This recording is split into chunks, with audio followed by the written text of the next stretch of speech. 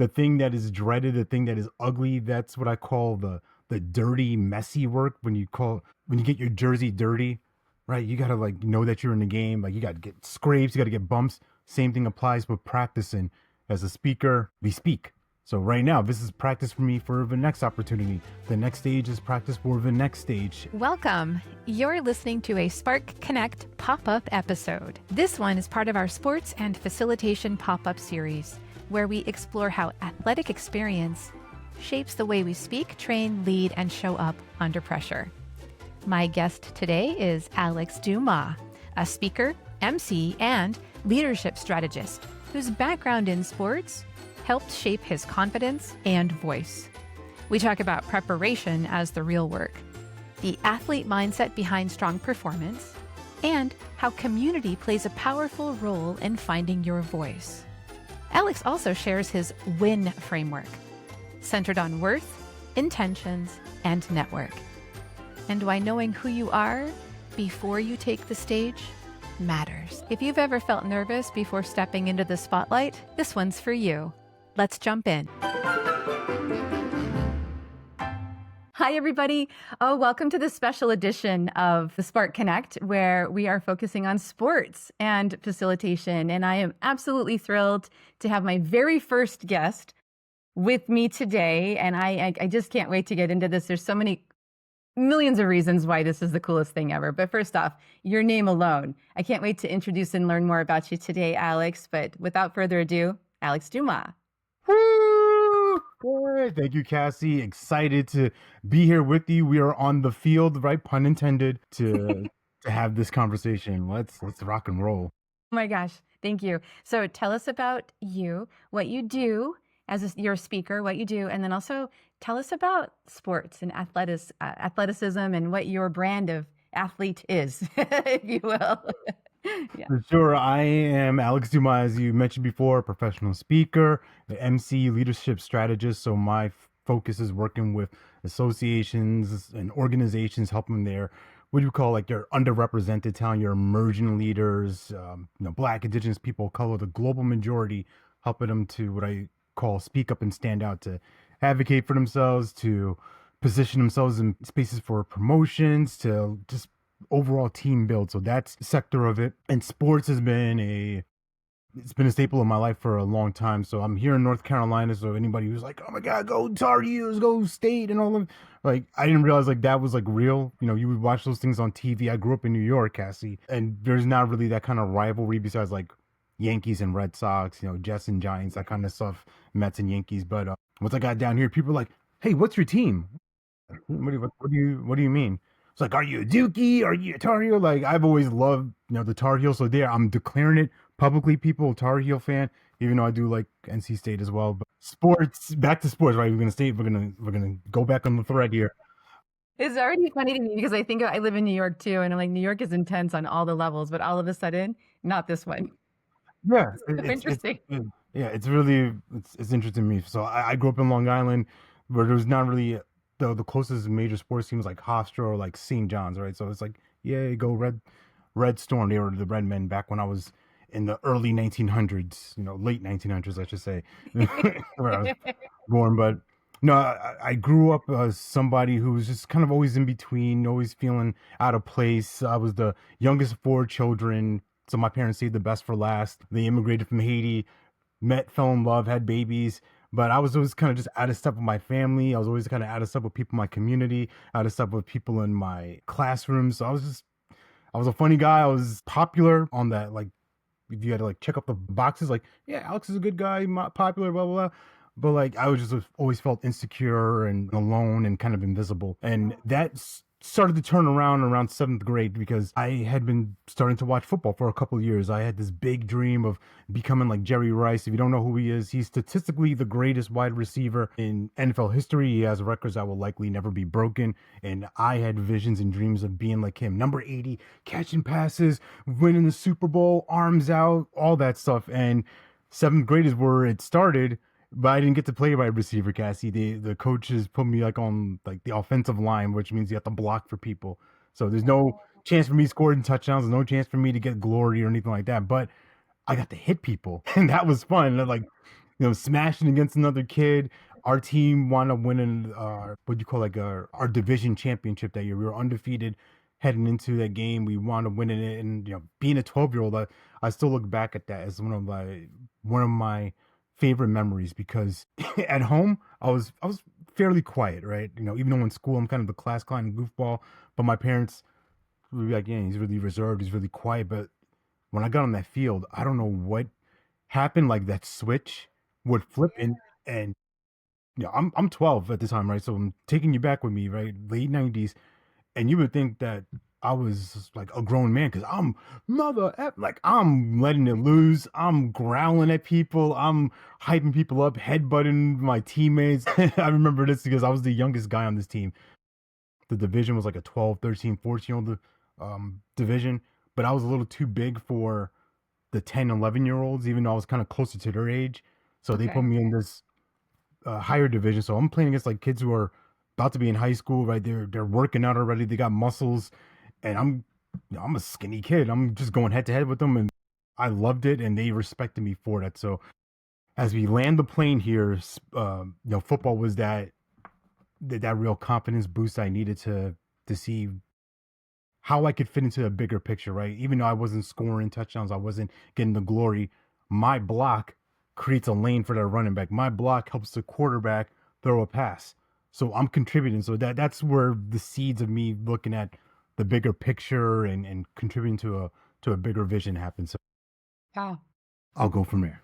No, I love it so much. Like, so much of what you're describing is I can relate to it as an actor and a person who gravitated towards the theater. Like, you didn't feel comfortable, but then you found a place where you could maybe be someone else or be something else or find a different way about your expression.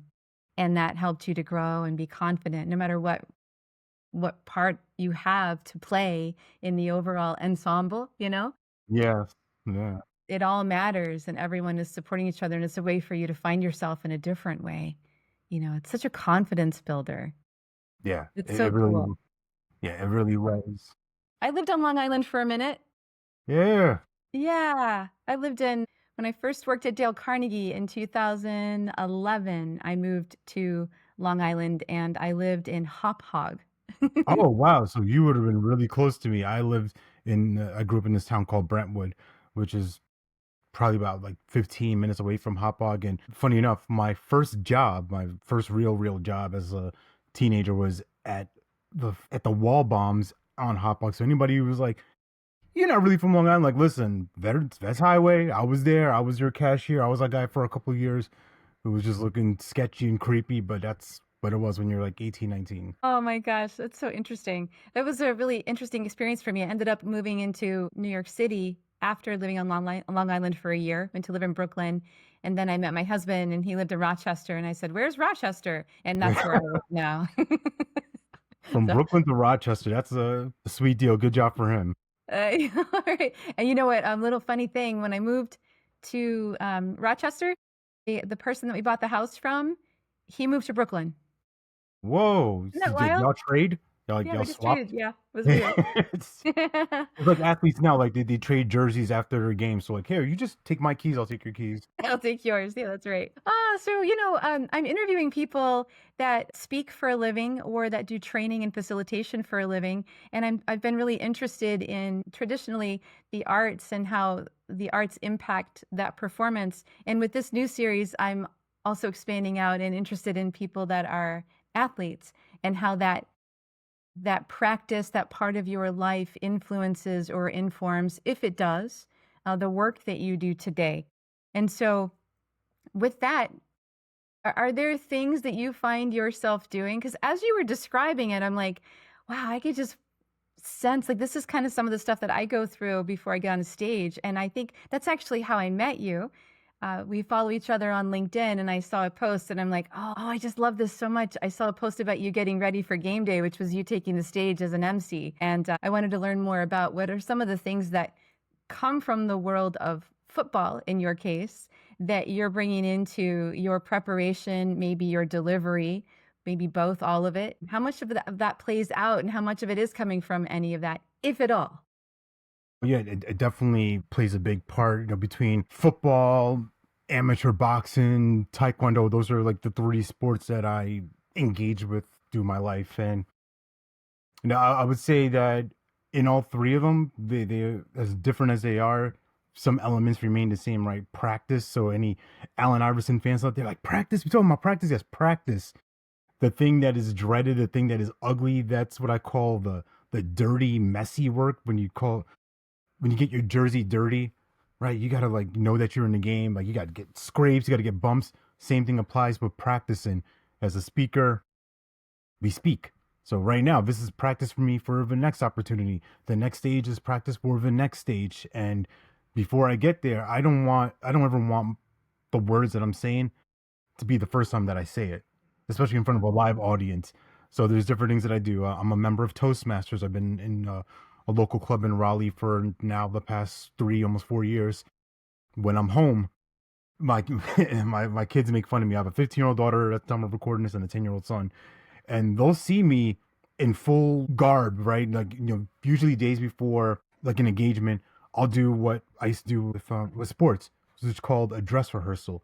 So I'll get dressed in my suit. I have my shoes on, the socks I'm gonna wear, everything. I want everything to be imprinted for success. And sometimes I'll go through the whole keynote and just blurt it out. And sometimes I won't even. I'll just mime it. I'll just think about my movements, think about intentionally where am I going to pause here, where am I going to hold the focus with this audience person here, where am I going to move around the stage, where am I going to do the dramatic movement. So I'm rehearsing, I'm scrimmaging for myself when I'm on the stage. Oh, this is just, it's clockwork, it's textbook. Like, I've been here before, I've done it, this is nothing new. Rather than initially the first couple of times on stage, and maybe this was your experience too, Kassy, where you get up there, wow, thank you, I'm so glad to be here, right? You're killing time, right? You're killing the clock metaphorically, because you don't have content yet, you don't have to say, you don't have the presence and all that, and that's fine, you develop that as you go. But as you start, it's awkward, it's weird. It's like, all right, I'm in front of people, I'm here to say words, they're here to listen and then do something different. That's, if I had to describe what we do as a career in a terrible way, I say words and people do things. Like that. I don't And know then that they it's pay me. terrible. It's pretty good. And then they pay me like, what? Like that doesn't make any sense. But going back to your question about the preparation, right? The practice, the preparation is important for me. Imprinting that, one of the things that I like to do is as we fly into places, hopefully arriving early. For anybody who's an emergent speaker, seasoned speaker, hopefully this is part of your practice for success. Showing up early, a day early, and I like to touch the stage. I like to feel the my arena, my field, because as I said, I don't want the words that I'm going to say be the first time I say it. So I was in New York in October, a couple months ago. Got there for a conference. I'm walking around taking pictures of my room, and I'm just feeling everything. And then next day, it's time to deliver, and things didn't go the way I wanted because the room started to overflow. They had to have people start standing. It became almost a standing room only. I'm like, oh God, like what am I going to do? I had my cameras set up here. I was already with cameras and all the things. I'm like, all right, I got to like adjust, scrap that play, right? I'm using all the metaphors right now. Scrap that play, make an audible, take down the camera here, set this up here. But like, it want to be in a really great presentation, but that only comes from me being comfortable and flexible. If that one thing goes wrong, maybe 2-3 years ago, I'm thrown off. Now I'm sweating. Oh, it's time for me to be on stage, right? I'm discombobulated. I'm all flustered. Versus, all right, I've been here. What do I need to do? Where's my step? Where's my place? Right, as an actor, right? Where's my place? Where's my mark? Yeah. And I know my marks. I know where I'm supposed to be. Did you learn that, you think, playing football growing up? Yeah, the weird thing about football with me is, and I joke about this with my son because he plays the other football, soccer. He's a really great player, at this age, and we're similar and we're different in that aspect. That I'm like super intense. People wouldn't necessarily know that from being around me because, like, I'm a funny, I'm a laid back, easygoing guy. Like I like to joke and have fun, but like on the field, like don't like that thing, like whatever that is inside of me, like that thing turns on. It's like I'm going for blood, right? What And is that? Like, where does that come from? I think we see that more in sports than we see it in other places. And I'm just like, what is that? And it's so interesting. I actually am kind of obsessed with it. I think it's because it's the permission to be violent, to permission to be uncaged and You get to be kind of a barbarian, a gladiator, so to speak. So people are here to watch you. This is the arena. So now I have to live into that role. Like, all right, they came to see tackles, they came to see some hard hits, they came to see some points scored. So that, I think part of that is like our own genetic wiring, just like, hey, we like combat, we like action, we crave that. Do you think that plays out more than in football than in other sports? I mean, I guess hockey is kind of like that too, isn't it? Kind of. Yeah, hockey. Yeah. I would say boxing was like that. The tale of things of like how society is, right? It's you versus me. Right? It's Yeah. it's Yeah. interesting because they call the boxing like the squared circle, the chamber of truth. Mm. And I remember when I was training one time, and my coach, rest in peace, Coach Carter. He was a tough old guy, tough. Hated his guts, but I loved him and respected him because He's your boxing coach. yeah, he was my coach. He Yeah. would make me do things I didn't want to do. He's like, hey, run this mile, do this stuff. But he would always say like, hey man, I know you haven't been running. It's like, how do you know? Like, get in the ring right now, right? In 2-3 rounds, right? 2 minute, 3 minute rounds. I'm gasping, I'm sweating. See, I know you haven't been running, right? So it's these things that we can say, hey, I'm really great, I'm really awesome. All right, get in the ring. Show me your skills. Show me what you can do. Right. You have guys when you spar, like that's practice fighting, essentially, however many rounds that is. You have guys that look amazing in the gym, right? They can knock people out. They you can barely touch them. They look great. They got all this great movement. But when quote unquote the lights come on, when it's actually time for a real match, something that counts, that's going to go on a record or a real competition, they shrink, they freeze. It's like two different fighters. Like in the gym, they're shadow boxing, they're doing all this stuff, and then all of a sudden they're like timid. They don't have any life in them, no enthusiasm. Like what? Who is this person?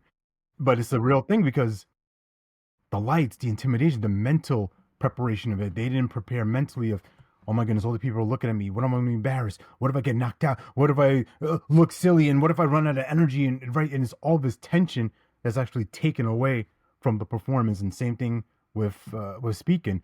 Oh my God, what am I going to say? What am I going to do? What if they don't like me? What if this joke doesn't land? What if this story bombs? What if I don't sell them?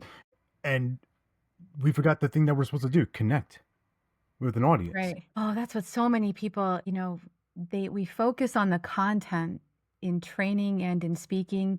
We focus so heavy on what am I going to say? What are the words? How have I typed it up and provided it to the client in a document? What's on my speaker reel? What's on my website? What participant manual have I sent out? But then all that, it's not that doesn't count. Of course it does, but it won't carry you. When, like you said, get in the ring. And what is it? What's the kind of work that people need to do? Like when you start thinking about that, like what is it that we need to be taking care of and focusing? Because people do say that. How do I manage if things don't go right? What if no one shows up? What if they don't laugh? What if I forget what I'm supposed to say? And I think that if we could lean into what athletes do to prepare for the game, for the match, Yeah. we would be so much better off. We'd be so much stronger. Yeah. And I think part of that kind of goes back to that idea about practice and preparation, right? Of rehearsing, doing the dress rehearsals, and just have you asked some pretty good questions right before this, right? It's like, what's in the participation manual? What's on the website? What's in the reel? And the thought that came to me as you were saying is like, well, what's in your heart? What's the thing that you have to say or you want to say that you believe will help somebody and serve somebody? We come from that place. We leave with that first. I don't have to think about, well, was this the perfect sentence to say on Kassy's podcast? And maybe I should edit that in scrap. Like, no, it's Right. what's coming through me to you, and however that goes, it's gonna go. I joke about this all the time. I just had a friend of mine who recently did their first presentation, and they were worried, right? Because that's what we do. We overthink. And I was like, hey, you gave your speech. Can you touch your arm for a second? They're like, yeah, why? It's like, hey, you didn't die. Like you can feel, like most people say, like public speaking is the number one fear, right? Before like ahead of dying. I'm like, if you speak, you won't die. You're gonna learn something. You're going to do something that most people want to do, but you have the courage to actually follow through. And if you do it again, you're gonna be even better than this time. So, are you willing to get back out there? Are you willing to get on the field and risk that? That's the question. I'm going to be a little bit vulnerable here for a second because you know what? I have in the past few years, really learned how to be more in my body by getting out of my head. Because I think we get in our head. What am I going to say? Who am I going to be? Are they going to like me? And in the last few years, I've really leaned into taking care of my physical health, which is like the closest place to me ever becoming anything athletic. Because I do go to the gym a lot now, and I'm lifting, and I feel like a different human being than in my life in the last few years. And what I love about focusing on getting into your body is that it helps you get away from where your mind might take you. Because if you can ground yourself in your body, and like I find myself often saying like, well, gosh, if I could survive an intense treadmill thing for 20 minutes, I can do a speech for 5 minutes. I mean, come on, like it's not, the treadmill is harder. I can push my body in ways that I didn't know about, you really can do it. And so then to lean into that, and then to be able to physically stand there and feel that grounding that comes from paying attention to your body plays out in every other aspect of my life. I didn't grow up as an athlete, and I wish I had, because I think I just would have been so much stronger at so many things. And I'm just thankful I finally have found it today.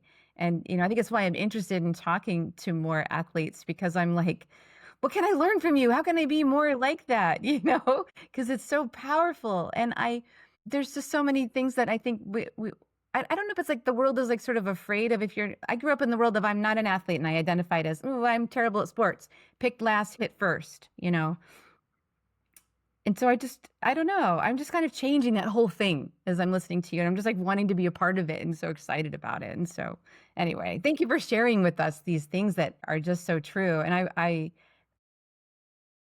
you hear me pausing because I'm like, A, why am I talking so long? And then B, am I feel like I'm feeling like I'm the only one who thinks this, but I know that anybody who doesn't play sports is probably just like me, where we feel like dorks, No, we all go through it. We're like, hey man, am I doing too much? Am I saying too much? And one of the things you said about the treadmill that just jumped out to me was, nobody will know for you if you stop the treadmill right now, right? You might have an intention, Kassy. All right, I'm gonna do 2 miles today, right? And you're at a mile 25. You're like, you know what? I did enough, and nobody will ever know. Age, right? Feel, performance is different, because we'll know if you didn't do the work. We'll know if you're not into it. We'll know that you're just half-assing it and just going through the motions for us. So we as performance athletes, as engagement athletes, right, and as in the sport of public speaking, professional speaking, it's our responsibility to be prepared. And some of that is the physical matter of, me, I'm an energetic guy on stage, right? I like to move around. So I need to know that I got to be able to move for 45 minutes to an hour. Right. I might be sweaty. That's okay. I stopped caring about that a long time ago, but I need to know that I'm going to be able to have the breath control, the projection through start to end, and be able to take folks on the roller coaster ride and get soft when I need to, and get loud at other times. Wait, it's a weird dance. And same thing with sports, right? There's times where, they have this thing called the 2-minute drill. We're going back to football for a second. 2-minute drill, where it's 2 minutes to the end of a half. And usually in those moments, you're going to see amazing plays happen, because both teams understand the situation. Hey, we're down by this many points. We need to get to this destination. We have an actual objective and a goal. We have to get to this yard line to put ourselves in the best position, or we have to score a touchdown, whatever it is.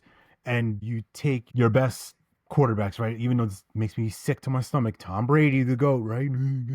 Right? Patrick Mahomes. You might think like, wow, my goodness, there's so much pressure. It's 2 minutes. Oh my God.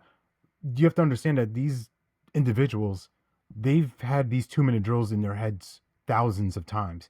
Yeah. They have seen this. All right, here we go. We're on the 30-yard line. All right, minute and 20 seconds to go. We have to get here. Okay, I know what to do. Boom, boom, boom, boom, boom, boom, boom. And they get the job done. You're like, how did they do it? Is it a miracle? No. They rehearsed it. They practiced it. Obviously, they have to now perform it and deliver it. And that's no different from anything else, in my opinion. Yeah. Oh, you didn't mention Josh Allen in there. I just had to do that. But anyway. Shout out to Josh. Yeah, he's a beast too. Yeah. I mean, no, they've worked it so much. And people think, oh my gosh, how'd they do that? You know what? They did that when they began when they could walk. You Yeah. know? Many of them, not all, but they work like as if. And they've worked over and over and over. And the commitment to that is just beautiful, actually. It's stunning. I mean, drive around any playground right now. Some kid who's dribbling a basketball. 3, 2, 1, right there. We're rehearsing the buzzer beaters. We're looking for that glory moment. Swish, the knockout in like 1 second to go. The game-winning touchdown. We all, and that's kind of going back to this, right? With my keynote, I teach it in a framework that I call win. Because when you win, Oh, when you achieve something, doesn't it feel good? Right. oh yeah. When you ran your first mile, Kassy, what was like, if you can remember that, like, what was that feeling like for you? Well, after like crying, because I'm like, I'm done, I'm done. But yeah, I just felt so powerful. I felt so like it was like euphoric actually. Like I did that, and then and then it keeps on. Even as you ask me now, I can still remember that feeling and call on that and use that. Like it was an incredible moment of I can do things, you know, Yeah. things that I thought I could never do and that I even didn't even want to do. But I realize now I really very much want to be able to do that. It's That's why I love beautiful. sports. It's the Tell us more metaphor about for your life. WIN framework. Yeah, the win framework is these three components that, as I share my personal story and professional journey from this age, these are reoccurring breadcrumbs, like the Easter eggs that keep showing up. Like, oh, every time I do it this way, things work. When I don't, it doesn't work. So, win, it stands for worth, meaning like your own self worth, your own identity. I for intentions, your commitments, and N for your network, your community, and in all different phases of my life, when I have had a enhanced or a heightened sense of who I am and my own identity, I step forward really powerfully, Kassy. Man, if I know that I'm the guy who can make this play, or I'm the person that can deliver this talk, or I can coach this client, yeah, I'm showing up there like Superman, power pose, right? But I've also been the person who's been like, ugh, I don't know about myself. I'm doing things to fit in with other people. I'm compromising and sacrificing my own integrity, not respecting my own boundaries. That's a low sense of worth. So those two things play, and they show up in a lot of different ways in personal and professional space. I for intentions, I've been a person who's been just a drifter. All right, what do you want to do today, Alex? Whatever happens, twiddle my thumbs. Hope something good will happen to me, right? Just waiting. Something's gonna happen one day, Kassy. Meanwhile, intentional people, right? Committed, focused people, they're after it, right? There's just something different about somebody who's up to something. There's a speed that they walk at. There's like the aura, right? The force field around them. You just see like, okay, they're up to something. And people who are on that same wavelength, they're attracted to that. That's magnetic. Yeah. Like, hey, that's a big vision. That's a big dream. I want to be a part of that. Yeah. Versus, That has an athletic feel to it to me too, that they're after it, you said. Yeah. yeah. I mean, you think about professional teams, there's 53 men on a roster, right? We're going back to football right now. All these guys are big and strong. All these guys lift heavyweights. All these dudes are fast as heck. They run 4.4, 4.5, right? They're just freaks. But what's the difference between a team that has like one win versus a team that has like 10 wins in a row, right? 10 losses in a row, 10 wins in a row.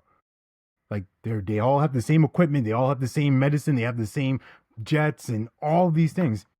But what's the difference? Well, one team is really focused on winning. One team is focused on doing the things behind the scenes, right? Going back to the practice, watching film, doing the drills, getting treatment, resting, which is just as important as the actual physical work itself.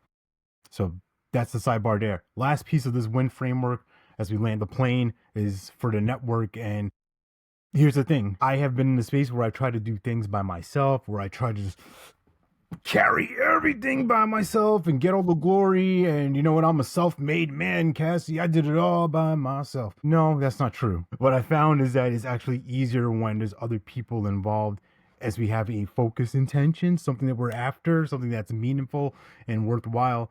That's really easy to start enrolling people into that. Hey, Kassy, I want to help out puppies or something, whatever, cause it is. If you're somebody who's like, yeah, I think puppies should be helped too. now you're on board with me. Now you're like, hey, this guy Alex, he's saving puppies. You want to get right now? We start telling people we have a whole puppy pack with us. I'm in for saving puppies, 100%. But is these kinds of movements, right? If you think about Martin Luther King, he didn't have a plan. He had a dream, Yeah. and people saw that like, hey, I want to be part of that dream too. As a coach, as a speaker, as an entrepreneur, I think about this a lot with who am I spending my time with? Who are the people that are nurturing me? Who are the people that are supporting me? Who are the people that are like, Alex, I like that idea, but like, no, right? Because it's one thing to have people like love you, Kassy, you're awesome, and then there's another person be like, nah, that kind of sucks. Ugh, I hate you. But then, right? Time, space, hindsight. No, they're all right. They probably they had a good point there. So that's the importance of having all these diverse voices to help you innovate, and then you get to actually get the thing you want. Yeah, no, I love the insight. And there were several questions I was going to ask you about the things, but you answered them by sharing the WIN network, which is brilliant. Oh my goodness. Well, I have two more questions before we wrap up. One is, could you teach us something? We are trainers, facilitators, and speakers listening in and learning about your experience as an athlete and as a professional speaker. Is there something you could give us to help us maybe lean into a bit of your world to help inform the way we might do our next speech or training? Yeah, that's a great question. You know, the one thing that I grabbed this from Tony Robbins, and this now like, oh my goodness, a Tony Robbins commercial, right? It's just what it is. I like how he said this many years ago about like changing your state, right? Just changing your state. That could be as simple as standing up, doing a push-up, jumping jacks. When I get ready for any type of stage time, I call it game time, like game day, because it's fun for me because now I get to be like me on 1,000, right? I'm like on 100 right now, but on the stage, like I'm on 1,000. That must be ready. so great to see. It's all right. It's a lot here, and I feel the energy. It's incredible. But go ahead. Yeah, I'm ready to rock. So, a couple of things that I do right beforehand is I like to shadow box, right? Because when I think about athletes, they don't just get onto the field. They don't just get into the field. There's a thing in boxing where announcers will call us sometimes. They'll be like, "Man, this guy looks cold," meaning they're dry. There's no sweat. They didn't look like they warmed up, or something might have happened in the background or in the locker room where things were delayed. Things like that happen. But either way, they're in the ring and they don't look ready. They don't look focused. For me, what I like to do is I like to play a couple of songs. So I might play some songs from Tool. One of the things I love now is this song by Arctic Monkeys called "I Want It All." So I play that. And I guess we like really high vibe. I'm like boom, boom, like I'm ready to go. And then I'll put on this song by this group called Khruangbin that are based out of Houston, Texas. It's called "Dearest, Alfred." It's really slow, really mellow, really chill. Because my problem, Kassy, was sometimes I would come in after a metal song, and I'm on the stage like right away, and like I'm like, ah! It's like You're the barbarian. yeah, like Yeah. I'm like the shirt's ripped open, like I'm coming through like that, like all right, I need to get my energy high, my senses tingle, like all that, and then I need to come back down to earth a little bit. So that's been what's been working for me now. I actually love all that though. I mean, I'm going to that. Oh, thank you for that. That's so fun. That's my music cocktail. If you want that, right, just play Yeah, those we'll two have to songs. get those and put it in the show notes so people can listen. And I love that. It's like it's getting into the physical side of what you need to do. You're not running your lines, you're running your body. So your body can deliver on that with heart and connect with people, as you mentioned. I love that. Oh, okay. The other question I had was about your name. I should have asked you in the beginning, but is there a relation? Yeah. I'm named after the author, so full name Alexandre Dumas, and same name for my son. And this is a book called The Black Count, and is going through the lineage and history of Alexandre Dumas and his father Thomas Alexandre. It's going back like different generations. And full disclosure, I haven't finished the book, so people don't smack me and be like, "Oh my god, Alex, you're recommending something you haven't even finished yet." Like, yes, but as I've made it through, I'm like, this is really interesting. I love history. I love learning about where people are from and just origin stories. So yeah, there's a connection there as a descendant. Yeah, so you are a descendant. Yeah. That's really, really cool. We'll be sure to put that book in the show notes too. Is it the one, it's called The Black Count? Yeah, The Black Count. Is it Glory, Revolution, Betrayal, and the Real Count of Monte Cristo? Yep, that is That's it. it. All right, we'll get it. All right. Well, gosh, before we have to say goodbye to you, I could talk to you all day. Your energy is awesome. Where can people connect with you and learn about the work that you do? Yeah, two places. One, speakeralexdumas.com. So it's speakeralexdumas.com. That is where you can find out about my work there. And on LinkedIn, Alex Dumas. See the face, hear the voice. You'll likely see either a voice note from me or a video message. So it's not a bot, it's not AI. This is really me doing all the stuff. I love following you. That is how you and I have met, and I feel inspired by many of your posts. And thank you for spending the time with us today. And I can't wait to meet you in person one day too. But Sure. yeah, we enjoyed every minute and we've learned a lot, and your energy is incredible. Thank you. That's your spark. Now go light something up.